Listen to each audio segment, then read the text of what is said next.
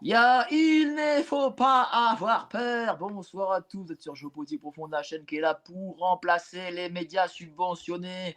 Aujourd'hui, on va se faire plaisir. C'est le jour de l'Assomption.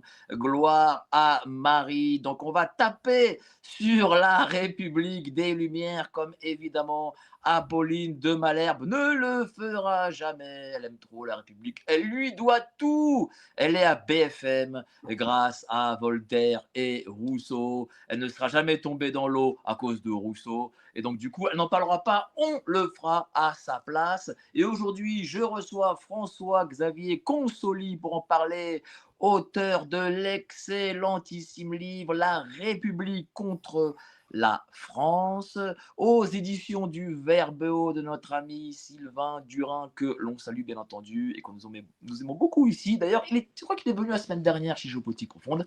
En attendant, n'oubliez pas, adhérez au club Géopolitique Profonde, cliquez sur le lien ci-dessous, vous y verrez les meilleurs articles de la place de Paris, 7 jours d'essai gratuit.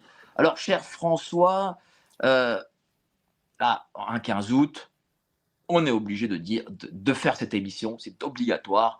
Voilà, il faut un peu sortir des valeurs républicaines, hein, sortir de la laïcité, etc. Et je peux te dire une chose, j'ai aimé énormément ton livre, La France contre la République, même s'il date encore un peu, c'est pas ton dernier livre. Mais donc, je pense qu'il a besoin d'être revu et relu encore par des gens qui peut-être ne l'ont pas lu et n'ont pas entendu parler. Un petit, un petit mot sur ce livre, cher François-Xavier. Bonjour déjà, cher Mike, merci de me recevoir. Bonjour aux auditeurs. Alors un mot sur ce livre. Qu'est-ce que je peux dire que je n'ai pas encore dit? C'est une synthèse, pour faire très simple, une synthèse de la pensée contre-révolutionnaire. Donc, tiens, je vais utiliser un argument de vente, si je puis dire.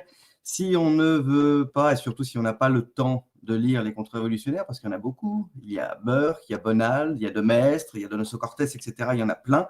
Et si on veut lire un petit peu un digest de tout ça, eh ben, en lisant La République contre la France, on pourra faire un tour, on pourra avoir un aperçu assez fouillé tout de même de la pensée contre-révolutionnaire, parce que les contre-révolutionnaires, c'est une école de pensée malheureusement un petit peu oubliée aujourd'hui, alors qu'elle est d'une richesse incroyable. Et surtout, parce que moi je suis journaliste de métier, ce qui m'intéressait, c'était aussi d'avoir le témoignage, parce que la plupart des contre-révolutionnaires sont des témoins des événements.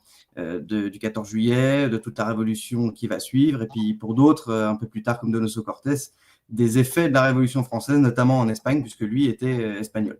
Donc voilà, si je devais résumer un peu le livre, c'est ça, c'est une Mais synthèse de la dis-moi, comment pensée est-ce que contre-révolutionnaire. quelqu'un comme toi, qui était jeune dans les années 80, enfin un môme dans les années 80, 90, me vieillis pas plus que ça. décennie, hein? 90, me vieillis pas plus que ça. Ah bon, pardon, excusez-moi. Môme des années 90, ça c'est moi 80, ça c'est moi, excuse-moi. Qui a été bercé par les valeurs de la République, etc., par l'antiracisme et tout ce que ces gens nous ont apporté de mal. Comment fait-on, quand on est de cette génération-là, pour sortir de cette matrice?